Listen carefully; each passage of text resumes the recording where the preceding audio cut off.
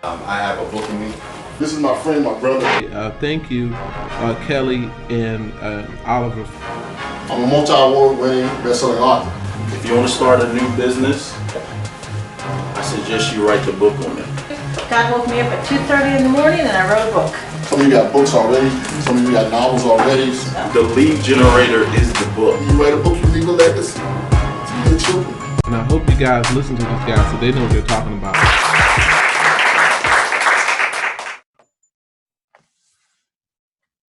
What's up, everybody? I'm the publisher, Mr. Kelly Cole. And I'm the writing coach, Dr. Oliver T. Reid, the relationship architect.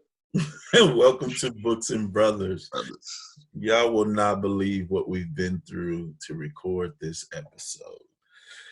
So apologize for being late, but yeah, we making it happen on Saturday morning, bro. How are you feeling, bro? Good, man. Got some rest in. I'm ready. Bouncing back. You ready? So I am tired.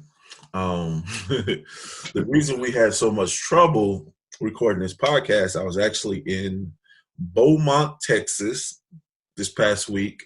It was the opening of the tour my son is on, his Deep Tour with Toby Mac. And the night we were going to record the podcast, I got to the hotel room. I set everything up. I did a test run. I was like, all right, everything running smooth. Everything was smooth. Video crystal clear. Internet was connected. Everything.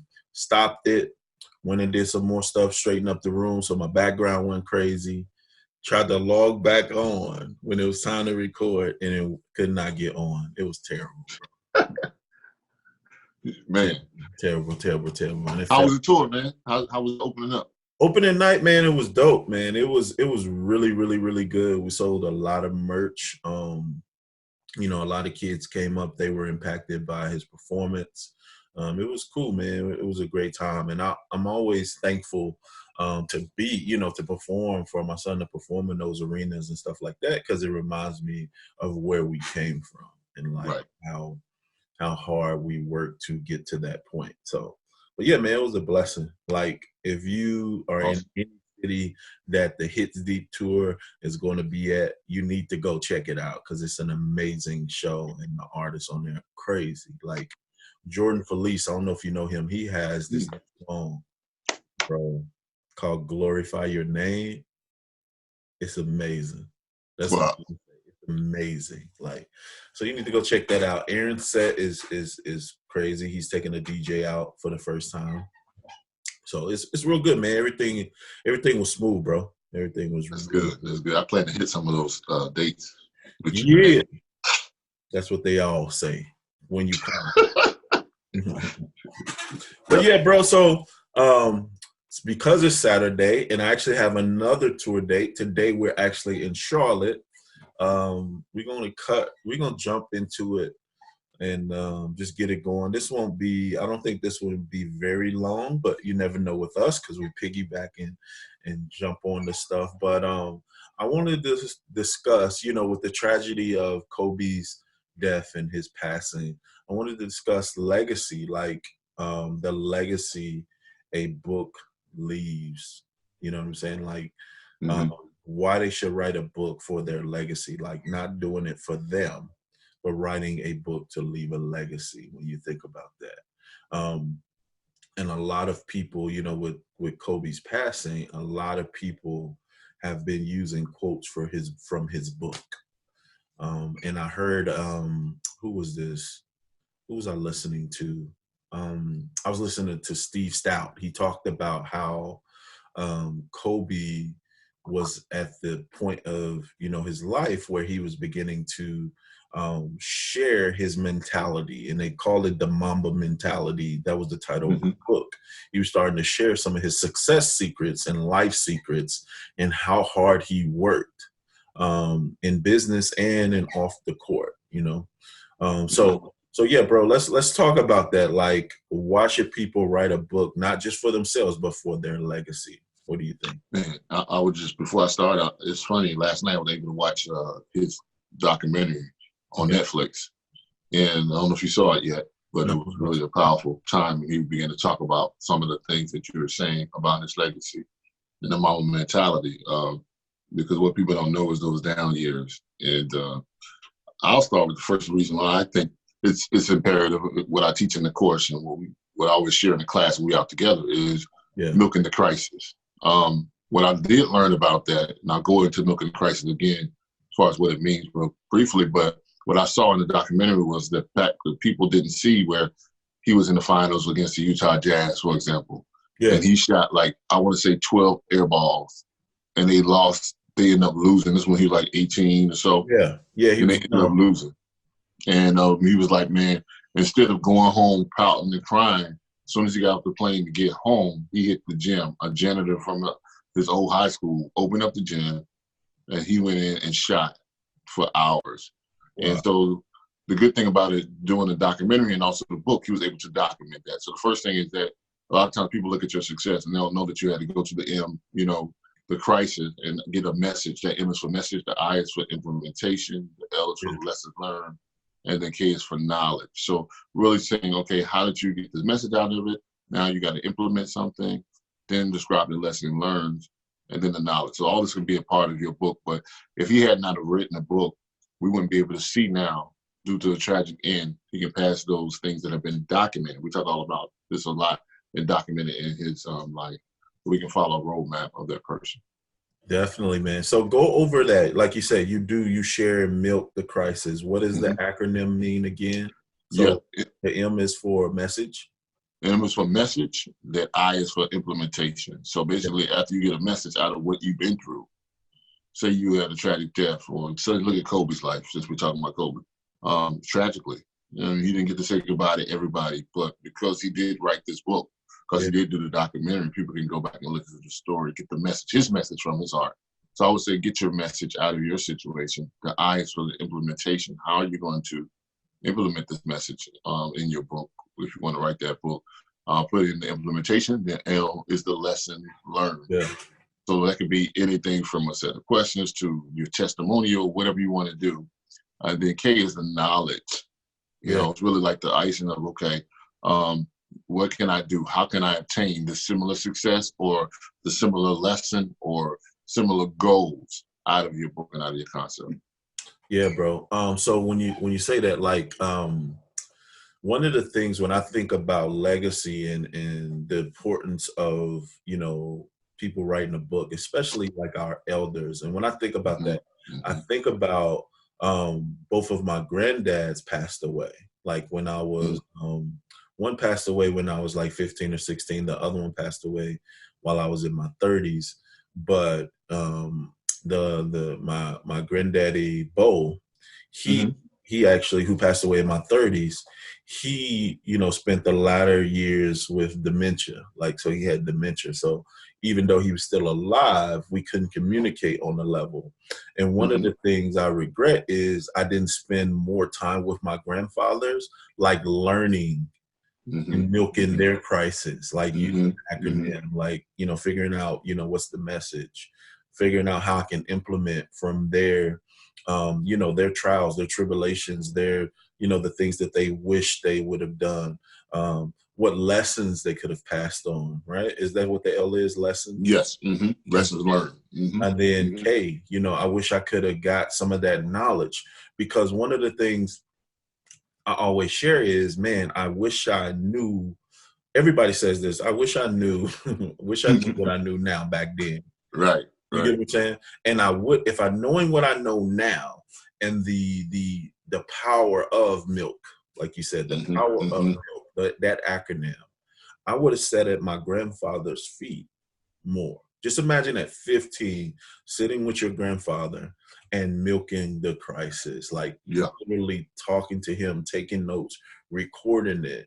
Like, just imagine how powerful I would have been in my 20s had I just spent that amount of time talking to him. Or if he actually wrote it in a book and say, hey, these are the things. Right. You know what I'm saying? These are the things. Here's my story. Here's my message. Here's what you should implement. Here's what you should learn. Here's the knowledge you should, take away from my story. And here's the knowledge that you should be searching for and implementing into your life. those are one of my biggest regrets, because what I did with my grandfathers, granddaddy, buy me this, granddaddy, buy me that, granddaddy, can I get some ice cream? You know what I'm saying? I didn't sit down and spend that time. You got anything on that, bro? Man, I think that's so powerful, because one of the things that it does, we talk about this a lot, bro, is that not only will knowledge, the lessons learned, the implementation, and the message cut your time, and I only say half, and sometimes it's a third.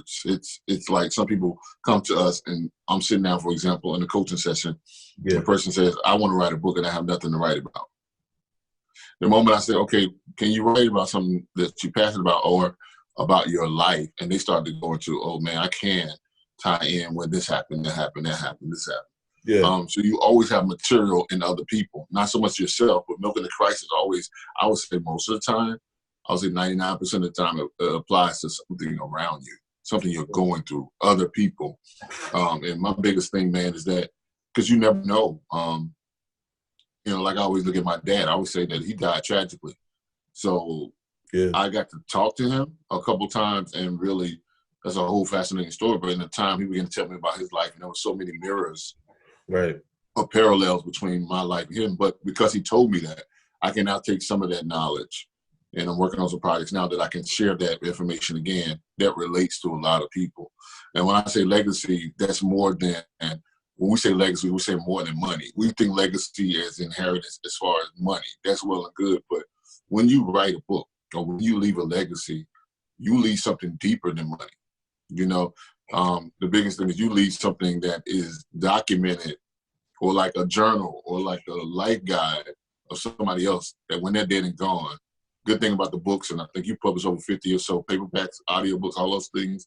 I publish books, 20 or so. If something was to tragically happen, Lord forbid, that we didn't make it out tomorrow because we don't know where death is, whatever, people can pick up where we left off. That's another point I want to make.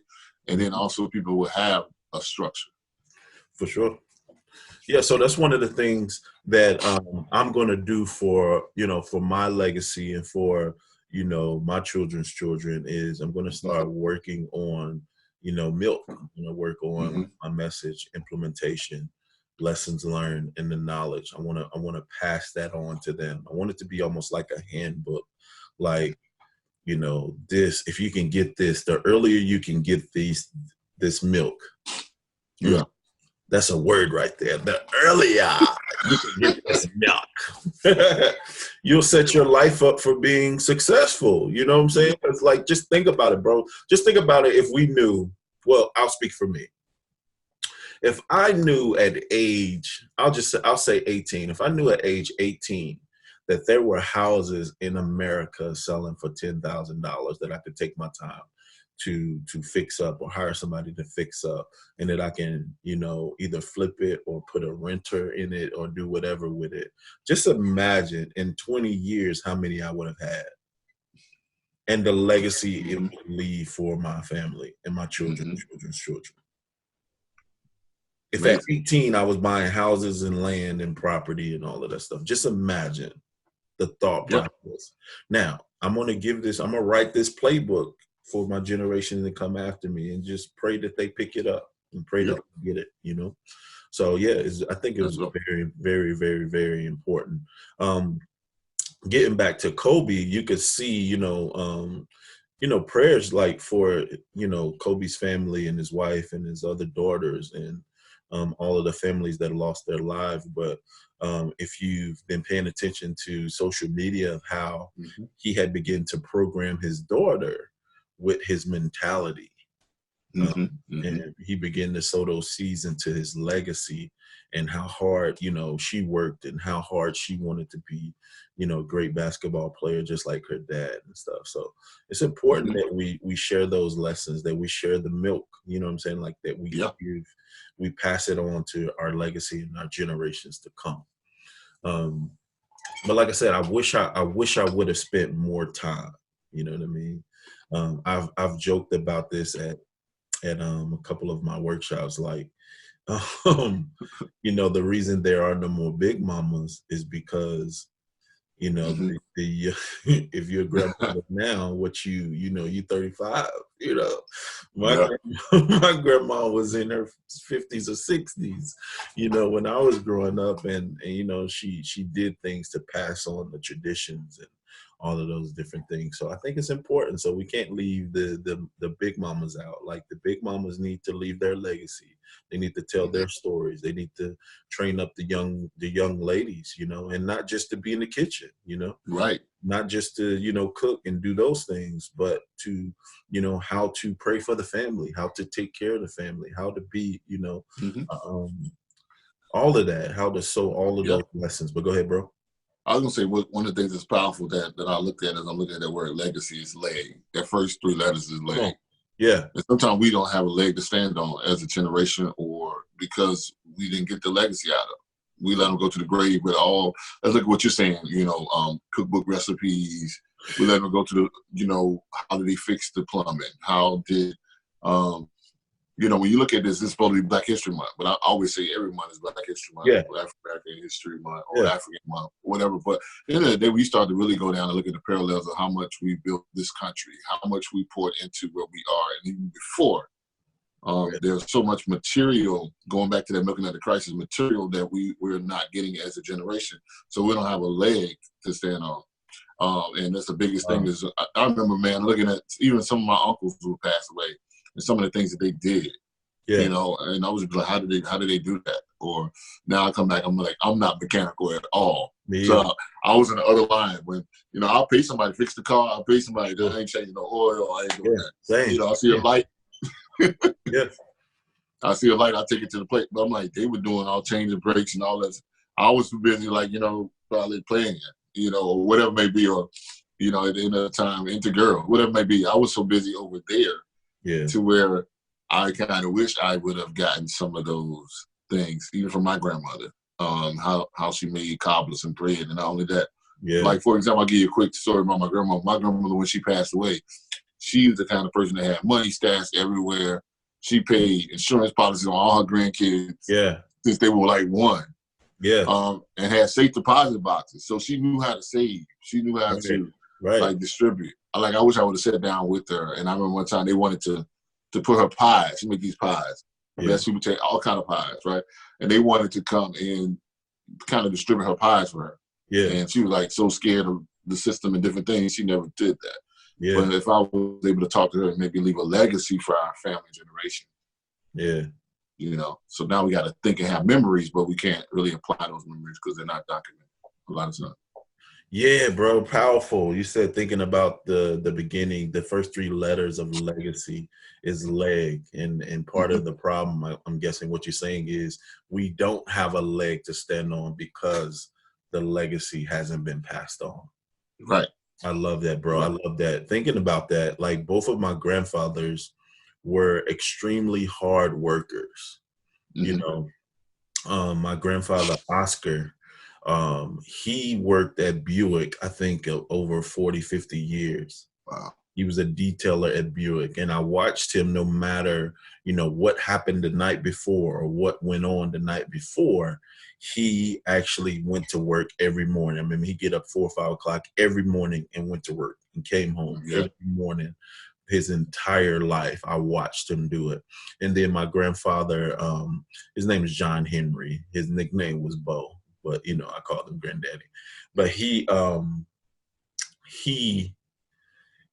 was like one of the hardest working men I know, and he was a born entrepreneur. And I know that's where I get it from. Like he passed that on, like to my dad. My dad passed it on to me, but I was blessed enough to be around both of them as I was getting older. So I learned the work ethic. It was just, hey, how do I apply this work ethic? How do I apply this hustle? Like what should be my focus? Because my granddaddy worked 2 or 3 jobs, but he always had a side business or side hustle. Like he sold pillows. He had a fruit stand. He, what else? Whirlpools. Like when you used to cassette the whirlpool on the side of your regular tub and turn it, like anything you can think of, he was selling it and teaching me. He would take me to, I remember when I found out I can buy a brick of firecrackers for $5. And if I broke down the packs and sold them for 50 cents, I would make $25. I was hooked. Right. You know what I'm saying? I was Right. hooked. He took me we drove to Indiana. I was growing up in Chicago. He took me and showed me, hey, if you buy this brick for $5 and you sell the individual packs for 50 cents, bro, you can make $25. You're making a $20 profit, bro. I was hooked. From then on, I was hooked. You know what I'm saying? Right. I was hooked. I was always trying to figure out. He taught me how to buy low and sell high. So getting back, let's turn this into a message. How can they apply, these tips and things that we're sharing? I'll give one, and then you can go, and we'll just go back. Okay. And forth. One thing I would say, first of all, you could start with you. You can start with milking your crisis. Like, start with you, okay, and get it down, and to begin to give the next generation a leg to stand on and passing on the legacy. So start with you. Tell your story. Write down and put your notes and your lessons and all of those things into a book so you can pass it down to the next generation. That's my first tip, bro. Right. I love it. Start with you. I think the second tip I would say is that get help. Yeah. Get help, seek guidance, get help, seek guidance, get help, seek guidance. One of the biggest things that you realize that, we have systems here for you. We're available for you as a writing coach, as a publisher, to help you get your message out.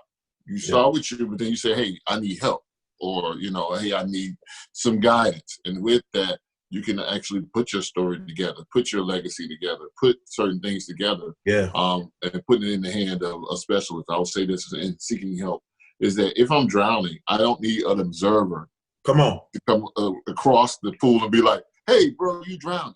I need somebody I need a lifeguard. I don't need a psychologist to talk about my mental state at that particular point.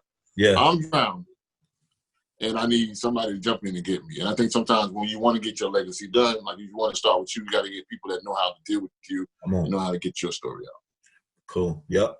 All right. My next tip with, thinking on the terms of, when you're boarding a plane and you're going through the safety features and they say, hey, put your mask on first before you assist others.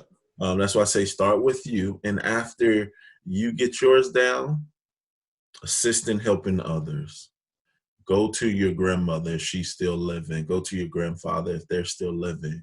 Like, just go talk to them. If you have a phone, voice record it. Just voice record the conversation, and you can then get that conversation transcribed, and you'll be able to pass that down, the legacy. Like, you can start, think about the family reunion. Okay. Think about if you go to a family reunion and you just go around and talk to all of the elders and just recorded the conversation.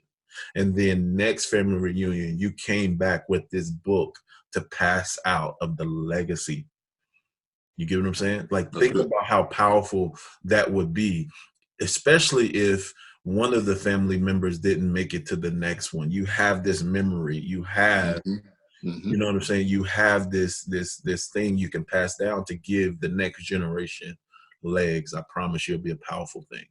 That's great. That's great. I think my next tip would be from the standpoint of don't be selfish. Yes. Let me say that again. Don't be selfish. Sometimes we enjoy the moment so much. Yeah. Like, let's go back to your point. Family reunion. I'm trying to, trip out. I'm trying to play spades. I'm trying to talk about all the things I want to do. Or sometimes at family reunion, we brag. I'm showing my kids up. I'm showing my new job off, the gear I got on, or the next business plan I'm going to do. Yeah. Instead of spending time to make sure that your legacy carry on. Prime example, Christmas time, I traveled all the way from Manassas, Virginia, where I am, to Concord, North Carolina, where I was born, because it was a legacy or a pattern where my grandmother would, every holiday, especially Christmas and Thanksgiving, get everybody together. Yeah. And so this year, for the first time, the younger kids, we couldn't be selfish. So this time, the cousins said, we're going to take it from the aunts and we're going to do it. And I found out how much work that was, just to do it. We had to cook the meals, we had to do everything. But at the end of the day, we started our own legacy. Yes. And while they were living. And that's what I mean to say, like we're talking about, meaning to say that don't be selfish. Go the extra mile and set aside time Yeah. and effort while that person is living. Yeah. Instead of at a memorial service, so they were able to taste our macaroni cheese, critique it, be Yeah. able to say, and it was so funny because they were like, man, y'all did all right. And, we played games. We brought our own spin to it. But it was good that we had that legacy in that time where they could look back and say, hey, we did Christmas this year, and now we got to do it again next year. But Awesome. the good thing is that we started the legacy of our own. Definitely, bro. Good stuff. Good stuff. Yeah. So, like you said, don't be selfish, man. Spending the time, and you don't realize how important that is until you get older. You know what I'm saying? Mm-hmm. Because when we're young, all we're thinking about is fun, fun, fun, fun, fun, fun, fun, fun, fun, fun. Right. You realize when you get older, like I said, that's one of my biggest regrets. I didn't spend more time with my grandfathers, getting that knowledge, getting that wisdom. Hey, I want to know your failures. I want to know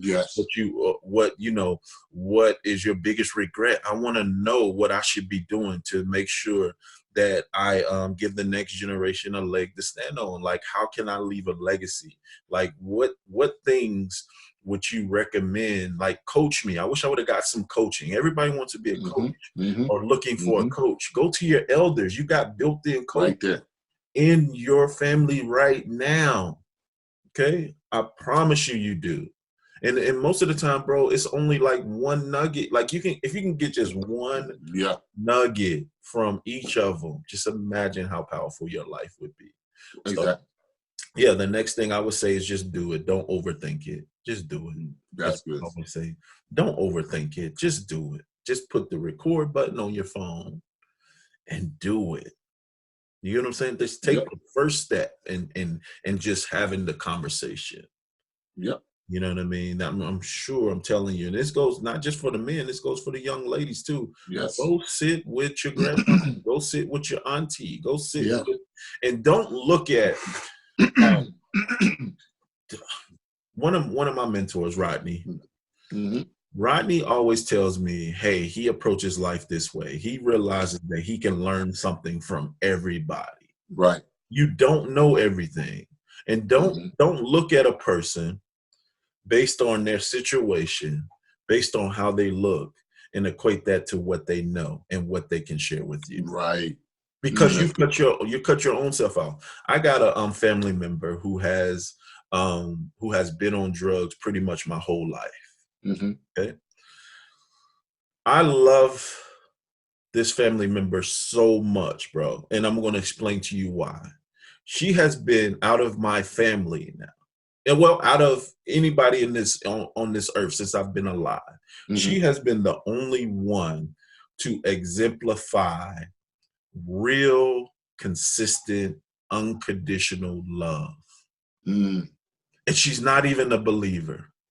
Wow. From the time I was born, as early as I can remember, she's the only person has never missed calling me on my birthday and telling me happy birthday, telling me how much she loves me.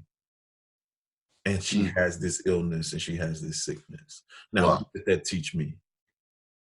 I'm not too busy. I don't have too much going on. There are no excuses to show your loved ones or people that you love them and be consistent with their love.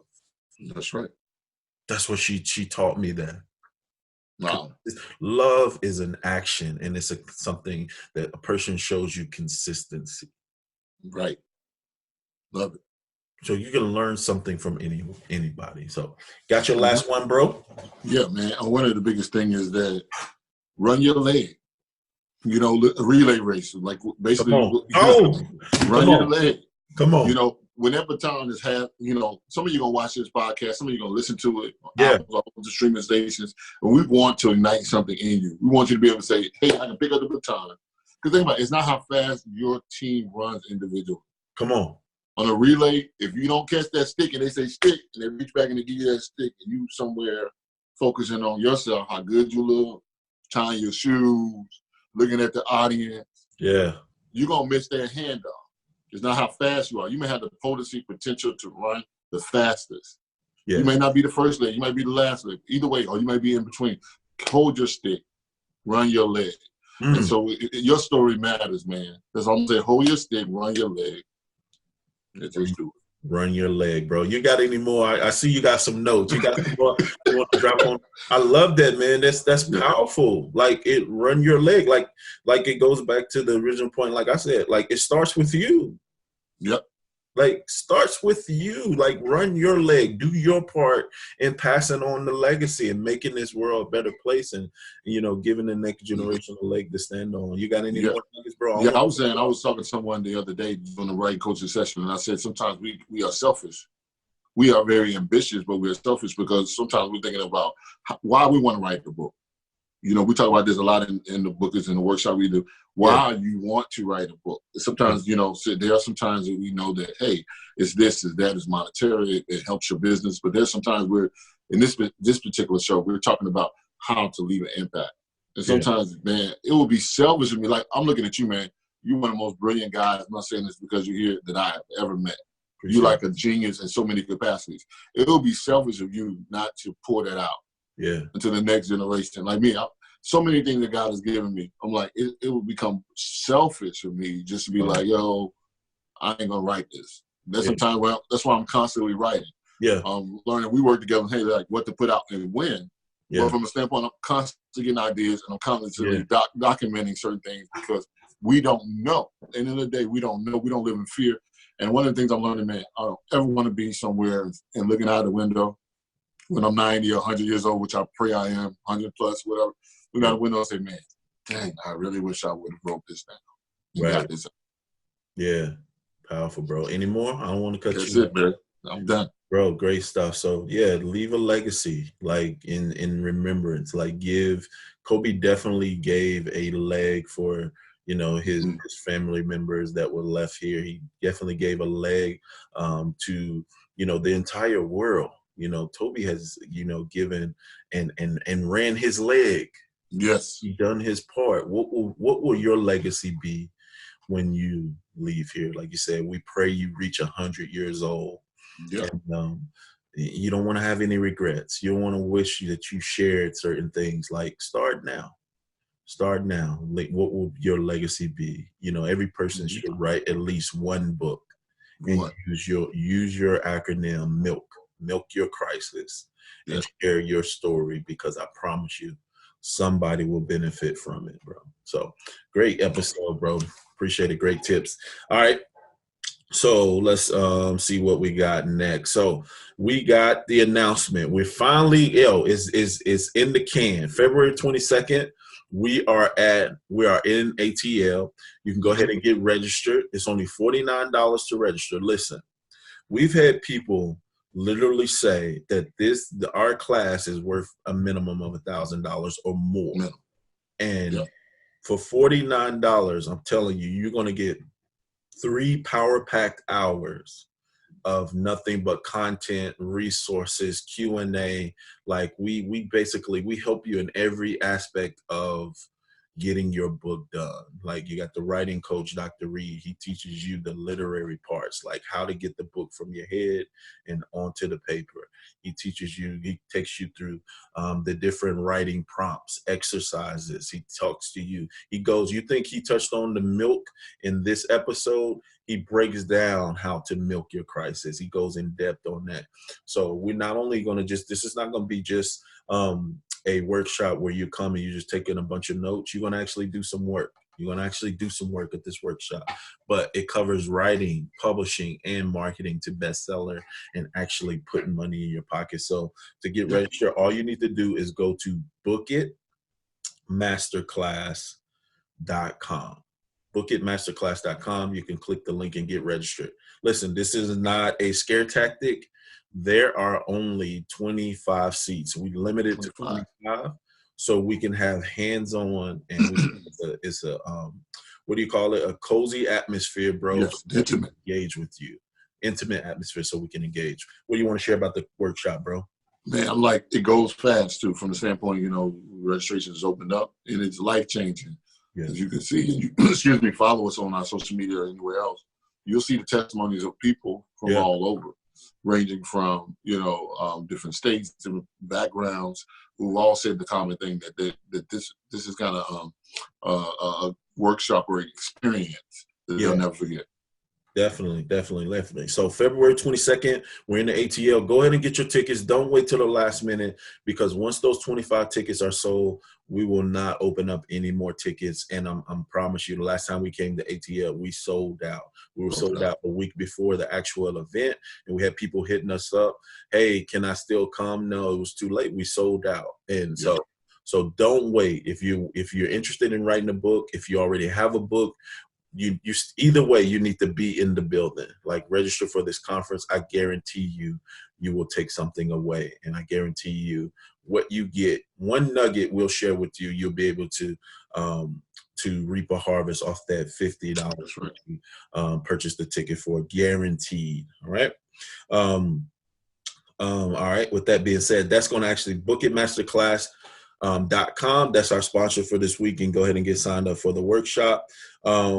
Now, if you want to book us for an event, we do host events. We do one-on-one coaching. If you want writing coaching, if you want relationship coaching from my brother, if you want marketing coaching, and just how to take your business, your brand, all of that to the next level, just shoot us an email at books-and-brothas@gmail.com. Make sure you subscribe to us on YouTube. Follow us on Apple Podcasts, Spotify, Google Podcasts, wherever you listen to your podcasts. Help us get our numbers up so we can begin to monetize this podcast. But either way, we're going to be here. Like we showed you. The blessing is you're going to get 2 episodes. Like, you're getting this episode. Next week, you're going to get another episode, but we will not miss an episode. We will not let a week go by without giving you an episode. And send in your questions. Any questions that you have about writing a book, publishing, marketing, all that, send in your questions. Any final remarks, bro? Nah, man, just be that leg on the table. You know what I mean? Like, you ever sit down and one of those legs are loose? Yes. Don't be that loose leg. Be the one that's firm that people can kind of build on. Come on, bro. Great word. So we're going to end it like we always do. You don't have to get it right. You just got to get it going. Thank y'all so much for tuning in, and we will talk to you guys next week. Peace, bro. Peace. Have a great weekend. You too. I have a book in me. This is my friend, my brother. Thank you, Kelly and Oliver. I'm a multi-award winning best-selling author. If you want to start a new business, I suggest you write the book on it. God woke me up at 2:30 in the morning and I wrote a book. Some of you got books already. Some of you got novels already. The lead generator is the book. You write a book, you leave a legacy to your children. And I hope you guys listen to these guys so they know what they're talking about.